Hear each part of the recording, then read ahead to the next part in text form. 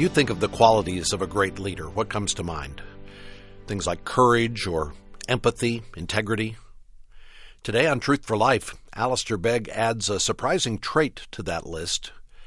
He's describing the power of weakness.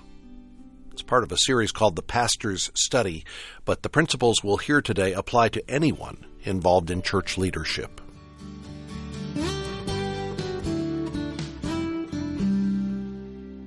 I had to wait until I was 16 before ever I saw an American football.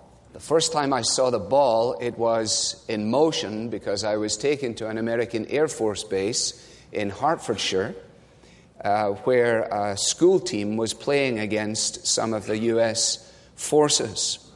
A very bad decision on the part of whoever took their school team there to meet this robust group of airmen. I was there as a spectator, and my lasting memory, as I've told some of you, was not of the game of itself. It was a very lopsided affair. I remember that clearly. The Air Force destroyed this other team.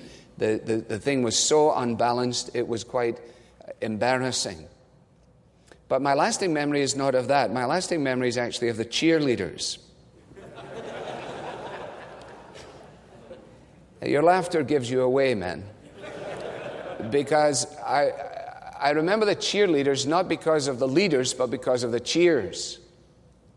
I'd never encountered such a bizarre thing in all my life as this little cluster of individuals with pom-poms parading up and down the sidelines as if they could do anything meaningful to influence the outcome of the event.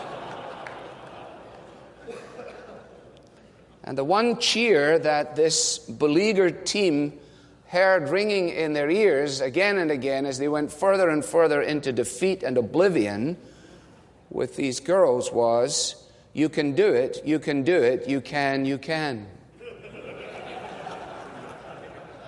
The trouble was they could not do it. The circumstances were such that bravado could not carry the day. Bravado could not carry the day. That stands in striking contrast to the picture that we have here in 2 Chronicles. Admittedly, the battle has not yet ensued, but the odds are stacked so heavily against Jehoshaphat and the people in Judah that it is clear that this vast army represents to them an insuperable foe. And faced with this vast advancing horde, Jehoshaphat clearly does not prove to be much of a quarterback. And although there was going to be singing later on, as we saw in reading the text, at this point in the proceedings, there isn't so much as a squeak coming from the potential cheerleaders that are represented in verse 13. And in the acknowledgement of the circumstances, Jehoshaphat speaks with striking humility, with great honesty, with clarity, when in verse 12 he acknowledges before God, "We have no power to face this vast army that's attacking us. We do not know what to do, but our eyes are upon you." Now I am immediately drawn to this phraseology. When I come on a leader who says, "I'm powerless, I'm clueless," this is the man with whom I want to have a cup of coffee. This is the individual that I want to hear from. A king who doesn't know what to do. A king who from his throne admits to his ineptitude and his personal inadequacy. 2 Chronicles 20 is surely one of the classic Old Testament illustrations of Paul's phrase at the end of 2 Corinthians 12, where in the statement concerning his own sense of weakness, he declares, "When I am weak, then I am strong."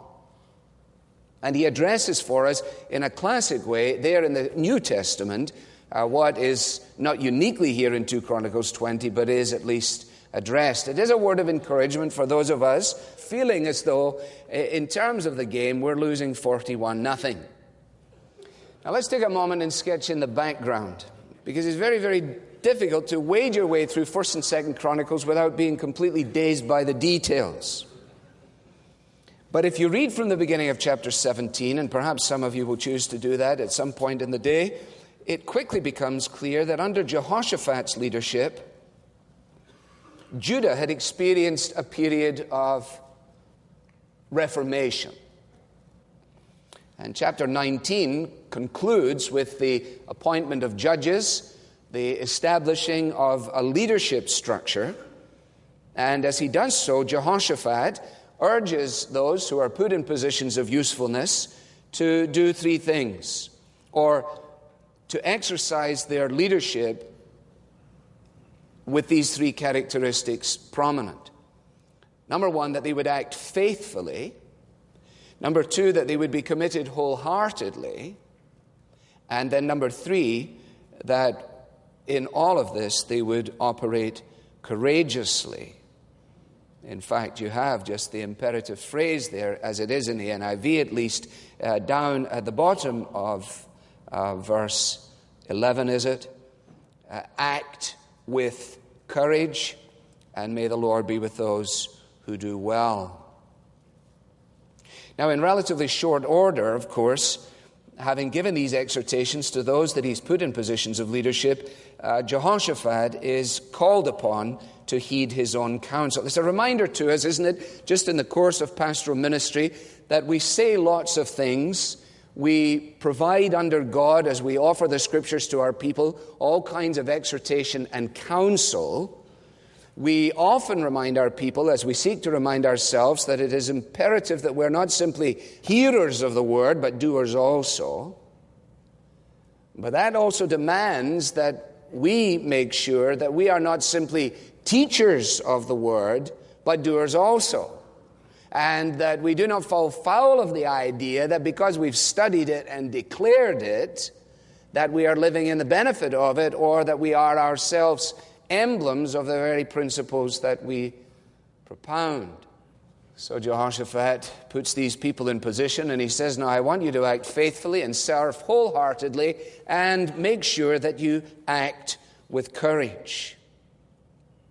You turn into chapter 20, and now it's time for Jehoshaphat to have a spoonful of his own medicine, because a crisis is looming. It's described for us here in the advance of a vast army. Now, the chronicler is not just using phrases to fill in the way some of us did when we were writing papers at college. He is clearly establishing the point. This is not a matter of marginal concern. This is not just something that could be passed over lightly. This is of deep significance. After this, after the teaching ministry, after the appointment of leadership, after, in one sense, Jehoshaphat had established things on a pretty even keel and had exercised leadership in a way that men and women were responding to. After that, and in the framework of that, the vast army arrives. And as the word comes to him, in verse 2, his response is again, for me at least, very encouraging. One word here, alarmed Jehoshaphat. All the bells went off. All the buzzers started to ring. That's something that happens inside of us. That was the emotional response on the part of this king. You see, there is a simple lesson in passing, isn't there? Namely, that his position and his profile and his willingness to turn the people to the Lord did not make him immune to fear. Now, I think the people in his population may have assumed, if you have a throne and a crown and can do this kind of stuff, you presumably don't feel any of these things.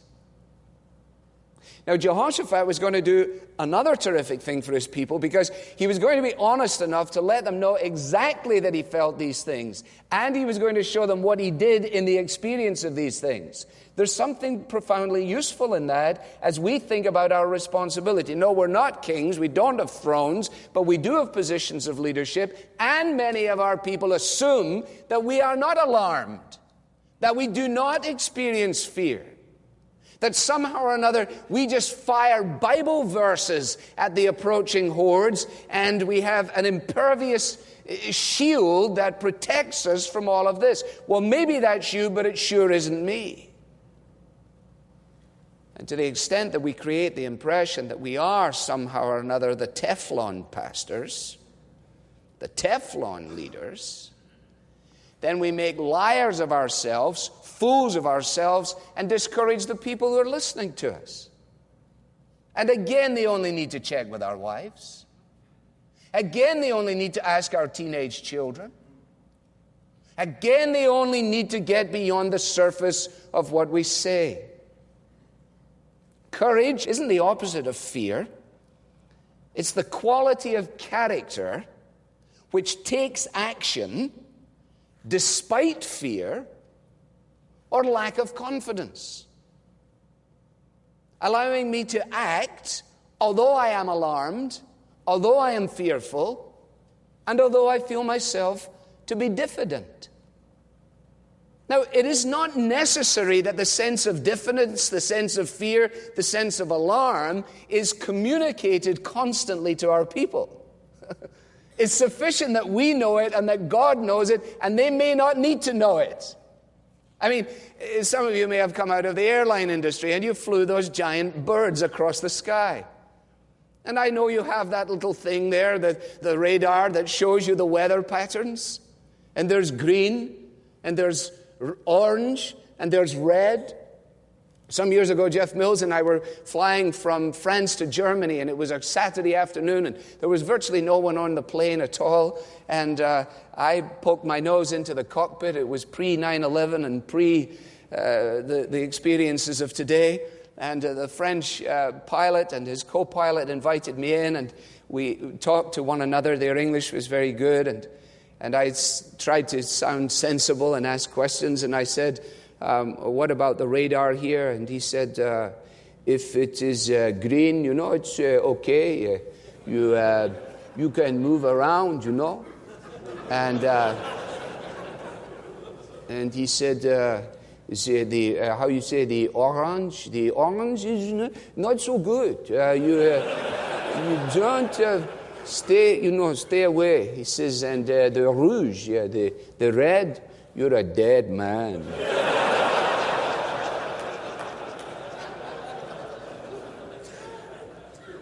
Now that's always stuck with me when I'm flying around these Great Lakes.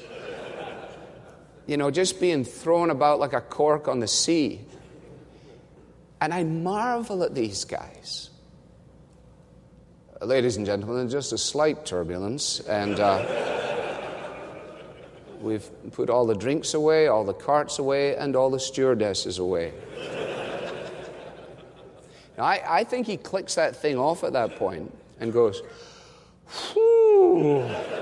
Then he comes back on, he says, of course, there's no reason to be concerned. This is just something else.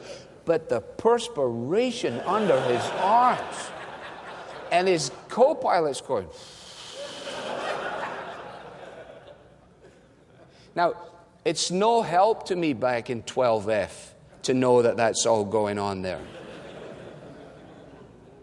And there is a kind of naked preaching now, where the pastor comes out and wants everyone to know how dreadful and how hopeless and how wretched and everything. Forget all that stuff.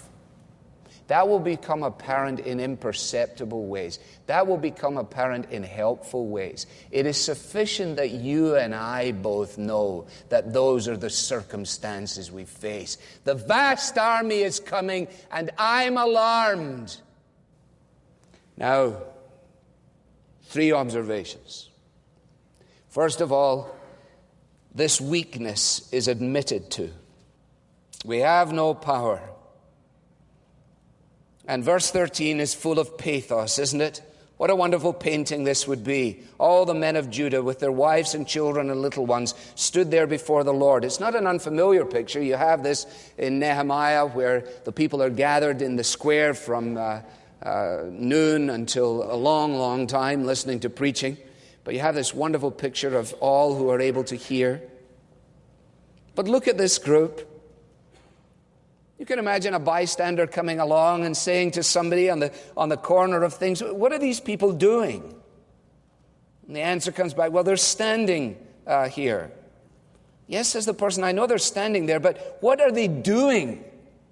Do you mean to tell me that they have come together from all of the towns of Judah and they're just going to stand there? I mean, shouldn't they be doing something?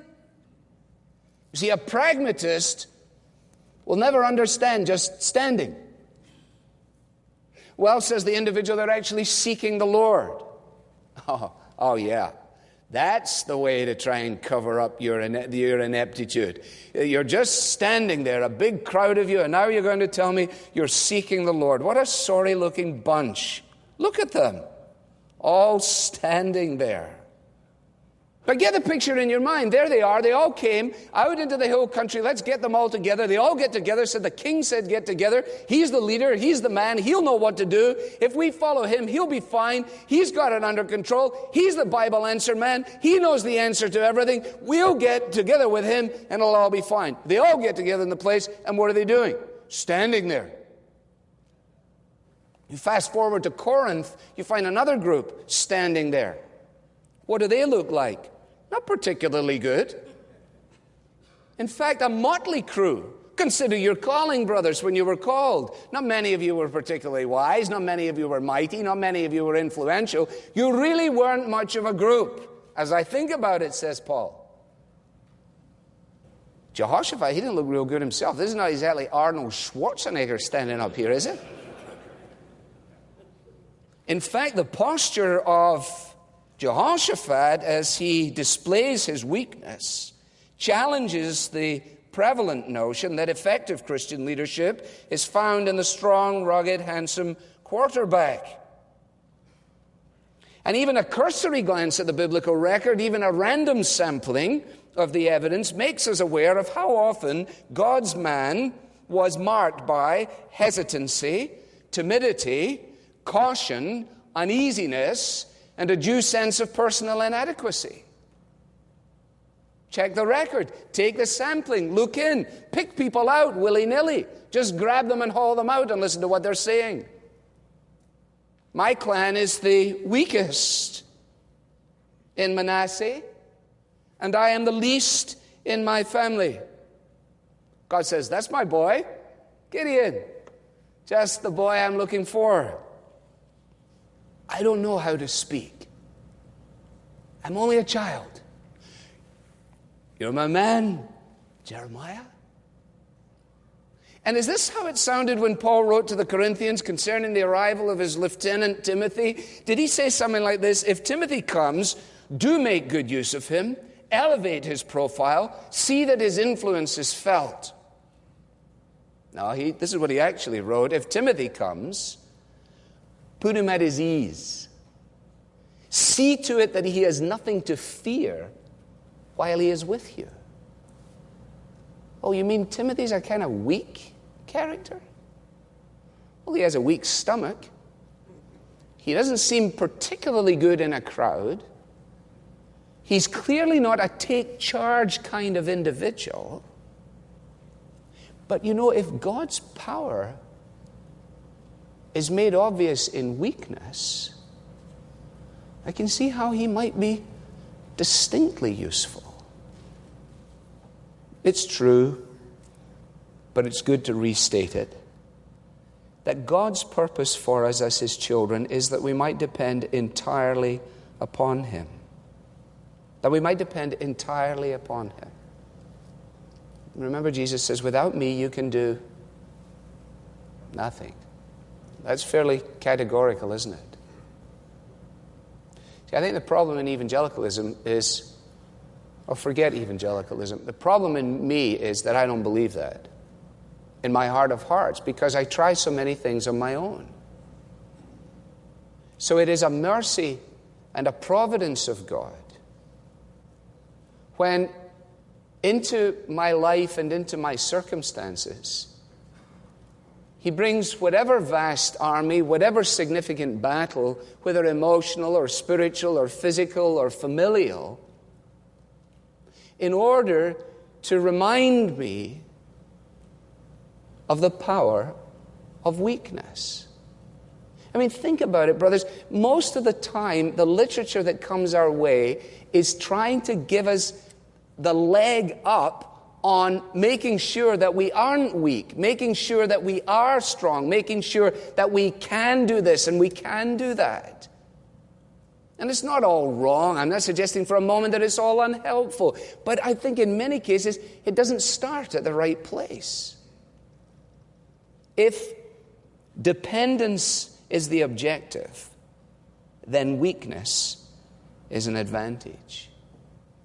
And Wilkes, that is Samuel, from the 18th century, says, a Christian never falls asleep in the fire or in the water, but he grows drowsy in the sunshine.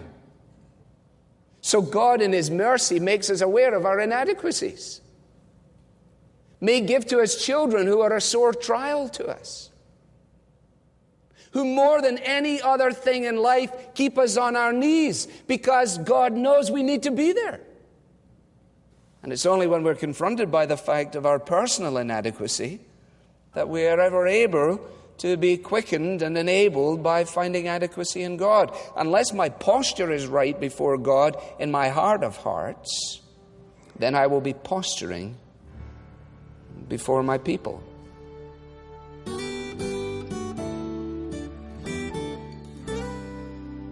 The power of weakness. That's our subject today on Truth for Life with Alistair Begg. Whether you're a pastor or an elder, or you serve in a local church in a less official capacity, we trust this message has provided a helpful perspective shift. And as an additional resource to help you in your task of serving your congregation, there's a book we'd love to send you, a practical book called Counsel for Couples. Strained relationships are a weary reality for many couples, both inside the church and outside the church. Yet even in the midst of crisis, Scripture offers perfect and sufficient help to address the issues that are breaking marriages apart. In this book, pastor and marriage counselor Jonathan Holmes lays out the basics of biblical marriage counseling. He addresses individual issues that many people encounter when they're helping a couple in crisis. If you're looking to offer hope in the face of very difficult situations, this book, Counsel for Couples, is a needed resource. And this book would make a thoughtful gift for your pastor in honor of Pastor Appreciation Month. We'll send you a copy when you request it today, along with your donation to support this nonprofit ministry. Ask for Counsel for Couples when you give by calling 888-588-7884, or donate and request the book online at truthforlife.org/donate. And by the way, if you haven't heard, there is an exciting opportunity that has recently become available.